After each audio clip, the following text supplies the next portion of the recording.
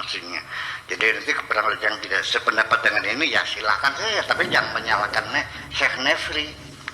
Nefri adalah men auliaillah ya, yang nggak usah disalah-salahin lah. Ya udah aja gitu. Itu. Jadi yang penting nanti ini pesan saya. Jangan sampai Anda punya keyakinan bahwa kebenaran adalah yang ada dalam otak Anda. Apabila ada orang berpikiran berbeda dengan Anda, berarti Anda simpulkan salah. Nah, akhirnya orang salah dunia salah semua, yang benar kamu sendiri. Sebab nanti yang masuk surga hanya kamu sendiri sih. Yang lain kamu larang masuk surga. Iya.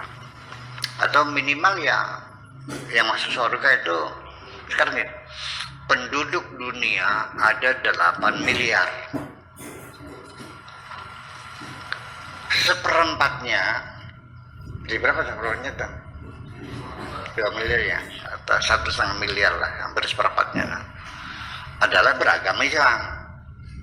Berarti Islam ini minoritas kan? Iya dong. Islam itu minoritas, bukan mayoritas. Mayoritasnya dicadang pinggang. Yang penting buatku, Love Wage, penyelamat di lapangan. Dan untuk mengembalikan cairan tubuh, Orange Water atau Lemon Water. Samsat, untuk latihan kekuatan. Dan agar pulih lebih cepat, Orange Water atau Lemon Water. Iya. Maksudnya secara pinggang, kalau di dunia mah minoritas Islam. Dari minoritas itu nanti dibagi 73 golongan, 72 masuk neraka semua. Yang masuk neraka cuma 1 golongan. Jadi dibagi 73 jadi 1/73 yang masuk surga. Dikit banget sih. Apa memang Rasul menghendaki begitu?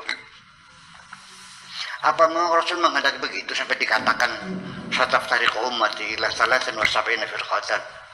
Apa Nabi menghendaki umatnya tidak masuk surga semua gitu? Bukan saya tidak percaya kepada hadis Nabi. Bukan saya tidak percaya pada Nabi, tidak. Iya, tapi nggak ngomong itu aja persoalannya kok. Ini umat Islam nggak paham.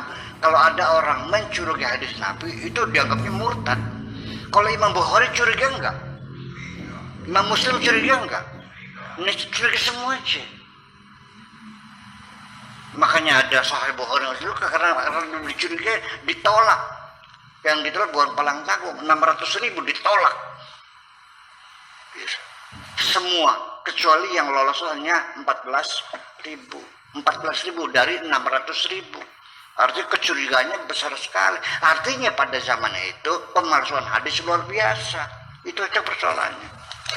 Apa yang diseleksi Imam Bukhari mungkin nggak ada yang terselip dalamnya. Itu persoalannya. Kenapa Imam Bukhari boleh mencurigai, saya nggak boleh? Itu aja persoalannya. Itu persoalannya.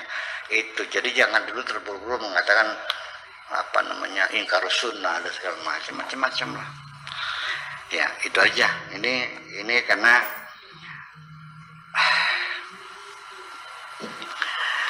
apakah ya memang pada akhirnya ketika kita bicara masalah roh, memang sepertinya kita dibatasi oleh Tuhan. Bukan dilarang berbicara tentang roh, tapi diinformasikan akan keterbatasan kita dalam memahami roh. Ya salunu kan roh, udah roh min amri. Tapi mereka bertanya kepadamu tentang roh, katakan roh itu urusan Tuhanmu. Wa ma utitu minal ilmi illa qalila, ilmu pengetahuannya kau dapatkan itu sedikit sekali, nggak bakal mungkin dapat pisau. Saya mengatakan berulang-ulang, ya seringlah maksudnya. Ibaratnya gini, kayak orang ingin mendefinisikan buah kelapa. Artinya melalui eksperimen, uji coba, penghayatan, mengamati, dan sebagainya. Kesimpulannya orang itu bahwa kelapa itu adalah buah yang keras dan licin seperti batu. keras dan licin seperti batu. Kelapa licin, keras. Lalu ada orang lain lagi yang meneliti lebih jauh lagi dengan bereksperimen. Kesimpulannya kelapa itu buah kasar, buahnya kasar karena sudah dikupas ya. Tepasnya itu akhirnya buahnya kasar seperti amplas. Udah itu.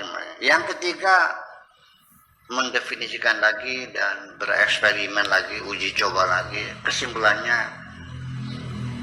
bahwa kelapa itu keras seperti batu.